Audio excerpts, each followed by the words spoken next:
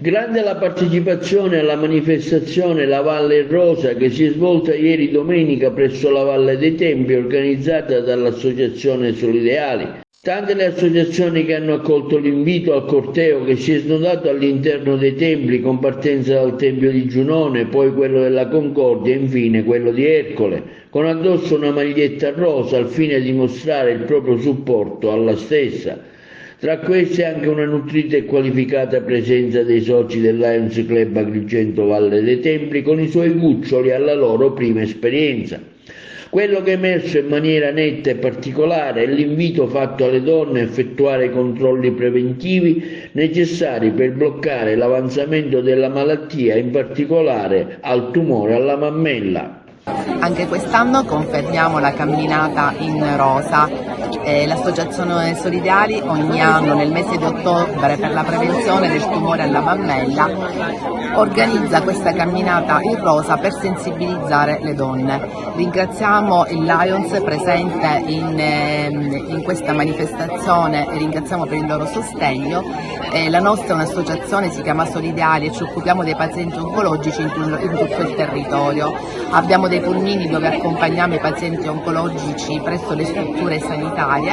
Abbiamo la banca della parrucca dove doniamo le parrucche gratuitamente e abbiamo anche un'altra iniziativa da poco che è Casa Cecchina, è un immobile che ci è stato concesso dal comune di San Giovanni Gemini dove ospitiamo pazienti oncologici, una sorta di casa vacanza per il loro percorso durante il percorso di terapia. Oggi siamo qui per sensibilizzare la prevenzione, invito tutte le donne a fare dei controlli. Già quando vedete che nel vostro corpo c'è qualche trasformazione, specialmente nel vostro seno, rivolgetevi al vostro medico o al centro screening per fare i dovuti esami di controllo.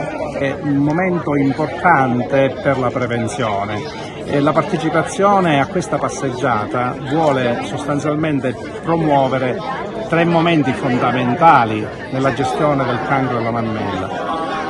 Il primo momento è la prevenzione primaria. Noi dobbiamo cercare di porre in essere quanto necessario per evitare che questo tumore e anche gli altri tumori per la verità insorgano. E questo lo facciamo attraverso uno stile di vita corretto, attraverso l'attività fisica, attraverso un'alimentazione sana, povera di grassi saturi, evitando l'abuso di alcol, evitando di fumare.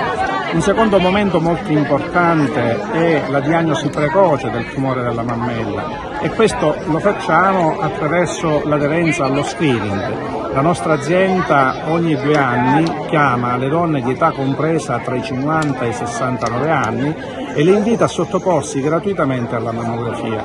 Questo ci consente di diagnosticare precocemente i tumori della mammella e la diagnosi precoce di tumore della mammella consente di guarire nel 95% dei casi, quindi quasi tutti quelli che ricevono una diagnosi precoce guariscono. Ma questo non basta perché il cancro della mammella colpisce anche l'età più giovane, il 40% di questi tumori si osserva al di sotto dei 50 anni, ma anche le età più avanzate, quindi tutte le donne devono sottoporsi ai periodici controlli con le visite specialistiche, con l'ecografia e con la mammografia. E un terzo messaggio che questa giornata vuole far passare è l'importanza di fare squadra nella gestione del cancro della mammella. Il cancro della mammella è costituito da tante malattie differenti, per cui il trattamento deve essere integrato e multimodale, cioè è necessario che più specialisti che si dedicano alla gestione di questo tipo di tumore insieme facciano squadra e insieme diano il loro contributo per realizzare un percorso diagnostico-terapeutico di eccellenza.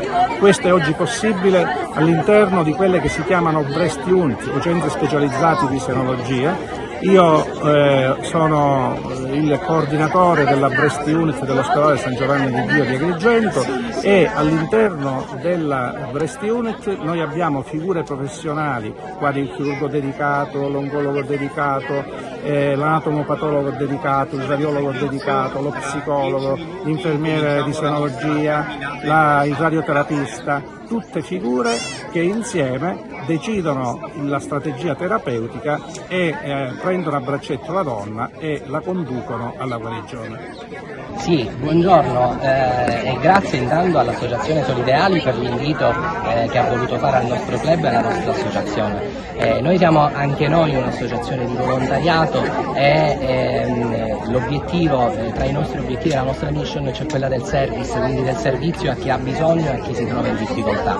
Questo è il mese rosa e i Lions sono impegnati in tutto il mondo, noi abbiamo 1,5 milioni di soci in tutto il mondo, la nostra associazione internazionale, e siamo impegnati anche noi nella prevenzione oncologica.